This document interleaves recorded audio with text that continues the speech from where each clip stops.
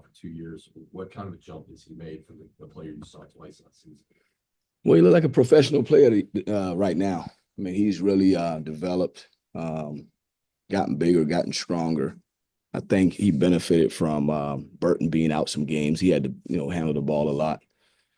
So we're just really impressed with him. He's developed. It's the fifth time I've seen him, or fourth time I've seen him, and it's the best he's played. So really was impressed with his game and looked like a professional player today. All right. Any other questions from the room? Hi, Coach. Questions from Zoom. We'll start with Dan Rubin. Coach, just the number of assists were down in this. Kind of what happened that in particular that drew this team into one too many one-on-one isolations. Well, I mean, I thought we played a great game. Up until about the 8-minute mark left. It was a one-possession game, and Notre Dame was really aggressive. They hit the glass pretty hard. So I just think they give them credit. They beat us on the glass. Their ball screen coverages, we made some tough decisions. We knocked the ball loose on some deflections that they had. I thought Roper came in and really gave them a great lift off the bench with his energy. As kind of a follow-up to that, was this anything different, at least, after that 8-minute mark, like you said, that 8-minute mark that changed up, and was there anything from Notre Dame that was a little different? I think the difference is, to be honest with you, every time we played Notre Dame, it's been tight.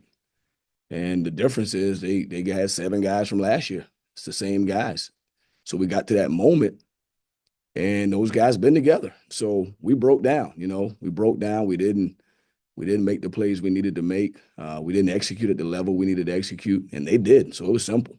They were executing, and they were fluid, and we got choppy in a tight moment.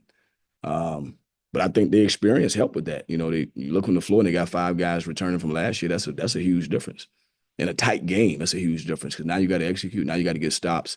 Now you got to really trust your system. You got to trust each other.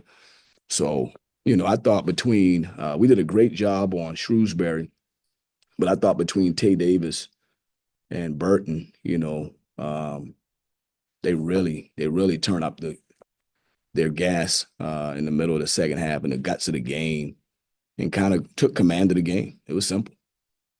Go to Mike Sidley.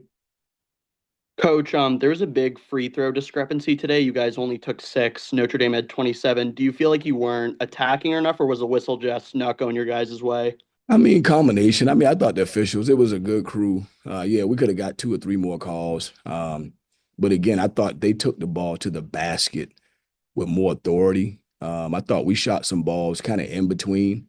We needed to get closer to the basket and be more physical, forcing the referee to make a call. And so that was the difference. I thought the officials were fine. There were a few calls, 2 or 3, maybe I argued, but overall, it was just they took the ball to the basket with a little bit more authority than we did.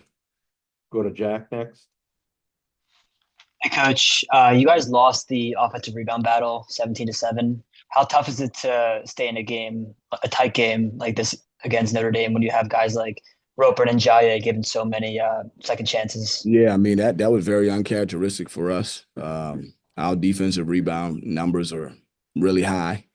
We usually rebound the first miss, and this was the first night in a long time where somebody hurt us on the glass the way that they did. I thought their guards penetrated the ball, got us in rotation, and their bigs were at the rim trying to tip it back in. All right, last one from Mike Cohen.